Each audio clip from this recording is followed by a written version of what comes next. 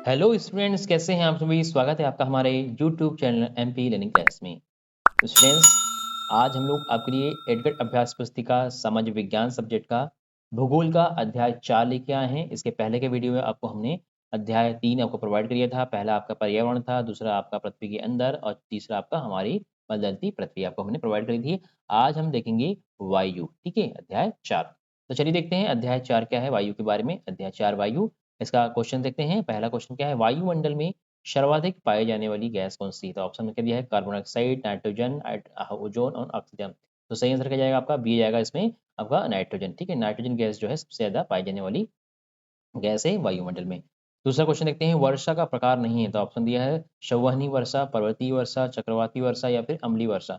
तो अब जो अम्लीय वर्षा होती है ये काय का प्रकार नहीं है, वर्षा का प्रकार नहीं है। बाकी सब क्या है, आपके प्रकार है। चलिए देखते हैं क्वेश्चन नंबर 3 का दिया है, क्षोभ मंडल और मध्य मंडल के बीच पाई जाने वाली वायुमंडलीय परत है। तो ऑप्शन में क्या दिया है, समताप मंडल, मध्यम मंडल या वायुमंडल या फिर बहिर्मंडल। तो क्या जाएगा आपका, इसका सही जाएगा आपका आ जाएगा समताप मंडल आ जाएगा। ठीक है, चलिए क्वेश्चन देखते हैं। फोर्थ का दिया हुआ है क्वेश्चन 4 में, वायु में किन किन गैसों का मिश्रण होता है। जिसका आंसर आप कैसे लिखेंगे, वायु में nitrogen, oxygen, carbon dioxide, helium, ozone, argon एवं हाइड्रोजन जैसी गैसों का मिश्रण होता है। इस तरह से आपको आंसर देना है। चलिए क्वेश्चन देखते हैं। पांचवा क्या दिया है, आर्द्रता किसे कहते हैं। आर्द्रता किसे कहते हैं, तो इसका आंसर क्या जाएगा, जब, इसका आंसर क्या लिखेंगे आप, जब जल पृथ्वी एवं विभिन्न जलाशयों से वाष्पित होता है तो यह जलवाष्पन बन जाता है। ठीक, क्या बन जाता है, जलवाष्प बन जाता है। तो वायु में किसी भी समय जलवाष्प की मात्रा को हम क्या कहते हैं, आर्द्रता कहते हैं, आर्द्रता कहते हैं। ठीक है, जब जो जलवाष्प है वो वायु में मिल जाएगा तो क्या कहलाएगा, आर्द्रता कहलाएगा। चलिए क्वेश्चन देखते हैं हम लोग। 6 का दिया हुआ है क्वेश्चन 6, पेड़ पौधों को अपने जीवन के लिए किस गैस की आवश्यकता होती है। तो इसका आंसर कैसे लिखेंगे, पेड़ पौधों को अपने जीवन के लिए नाइट्रोजन गैस की आवश्यकता होती है। वह सीधे वायु से नाइट्रोजन नहीं ले पाते। मृदा तथा कुछ पौधे की जड़ों में रहने वाले जीवाणु वायु से नाइट्रोजन लेकर इसका स्वरूप बदल देते हैं, जिससे पौधे इसका प्रयोग कर सकते हैं। ठीक है, ये आपका आंसर हो जाएगा क्वेश्चन नंबर 6 का। क्वेश्चन 7 देखते हैं क्या दिया है, ग्रीन हाउस गैस किसे कहते हैं तथा इसके अभाव में पृथ्वी पर क्या प्रभाव पड़ता है।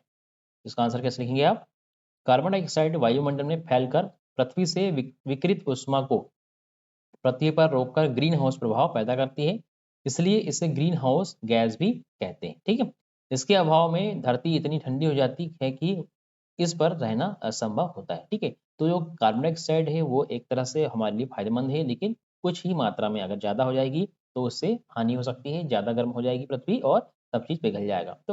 तो कार्बन डाइऑक्साइड जो है ग्रीन हाउस प्रभाव पैदा करते हैं, इससे क्या होता है, गर्माहट रहती है पृथ्वी में और ज़्यादा ठंडी नहीं हो पाती पृथ्वी हमारी, है ना। चलिए क्वेश्चन देखते हैं हम लोग।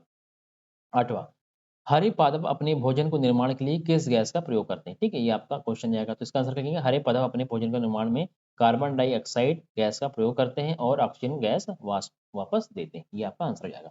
चलिए क्वेश्चन देखते हैं हम लोग। 9 का दिया है, भूमंडलीय तापन या फिर उसको बोलते हैं हम लोग ग्लोबल वार्मिंग से क्या आशा है, इससे क्या हानियां होती है। इसका आंसर कैसे लिखेंगे आप, इसका आंसर क्या लिखेंगे, जब कारखानों एवं कार के धुएं से वायुमंडल में कार्बन डाइऑक्साइड गैस का स्तर बढ़ता है तब इस ऊष्मा के द्वारा पृथ्वी का तापमान बढ़ता है, जिसे भूमंडलीय तापन या ग्लोबल वार्मिंग कहते हैं।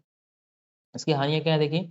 पहली हानि क्या है, इस वृद्धि के कारण या इसकी वृद्धि के कारण पृथ्वी के सबसे ठंडे प्रदेश में जमी हुई बर्फ पिघलती है। ठीक है, दूसरा क्या है, समुद्र के जल स्तर में वृद्धि हो जाती है, क्योंकि जब बर्फ पिघलेगी तो क्या होगा, उसके जो जल में स्तर में वृद्धि हो जाएगी। तीसरा क्या लिखेंगे आप, तटीय क्षेत्रों में बाढ़ आ जाती है, जितने भी उसके तटीय क्षेत्र हैं, मतलब किनारे के जो क्षेत्र है वहां पर बढ़ जाएगी। और चौथा क्या लिखेंगे आप, जलवायु में अत्यधिक परिवर्तन हो सकता है। तो ये आंसर आपका हो जाएगा क्वेश्चन नंबर 9 का। चलिए क्वेश्चन नंबर 10 देखते हैं हम लोग क्या दिया हुआ है, वायुमंडल का निर्माण करने वाली प्रमुख परतें कौन कौन सी। ठीक है, वायुमंडल का निर्माण करने वाली जो है प्रमुख परतें कौन कौन सी है।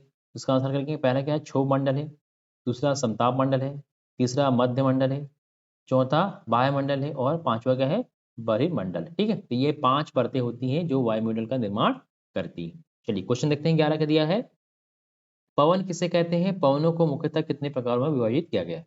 तो इसका आंसर कैसे लिखेंगे, उच्च दाब क्षेत्र से निम्न दाब क्षेत्र की ओर वायु की गति को क्या कहते हैं, पवन कहते हैं। ठीक है, उच्च दाब क्षेत्र से निम्न दाब की ओर जाने वाली जो है हवाओं या वायु को कहते हैं, पवन कहते हैं। पवनों को मुख्यतः 3 प्रकार में विभाजित किया गया है। कितने प्रकार में, 3। पहली क्या है आपके स्थायी पवने, दूसरी क्या है मौसमी पवने और तीसरी क्या है स्थानीय पवने। ठीक है, तो ये 3 तरह की पवने मतलब हवाएं या वायु जिसको कहते हैं वो पाई जाती है। क्वेश्चन नंबर 12 देखते हैं क्या दिया है। वायु दाब का वितरण पृथ्वी पर किस प्रकार है। ठीक है, वायु दाब का जो वितरण है पृथ्वी पर किस प्रकार है। तो वायुमंडल में ऊपर की ओर आने जाने पर दाब तेजी से गिरने लगता है। ठीक है, समुद्र स्तर पर वायु दाब सर्वाधिक होता है और ऊंचाई पर जाने पर यह घटता है, ये घटता जाता है। तो वायु दाब का क्षैतिज वितरण किसी स्थान पर उपस्थित वायु के ताप द्वारा प्रभावित होता है। अधिक तापमान वाले क्षेत्रों में वायु गर्म होकर ऊपर उठती है। ठीक है, तो ये आपका आंसर जाएगा। ये क्वेश्चन देखते हैं 13 का दिया हुआ है।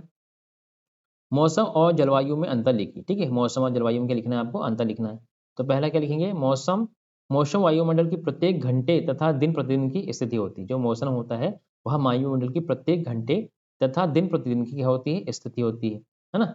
और जलवायु क्या होती है, तो जलवायु का आंसर, जलवायु मतलब दीर्घकाल की किसी स्थान का औसत मौसम उस स्थान की जलवायु बताता है। ठीक है, मतलब किसी स्थान पर बहुत समय तक सेम मौसम रहेगा तो वो वहाँ की वो क्या बन जाएगी, जलवायु हो जाएगी।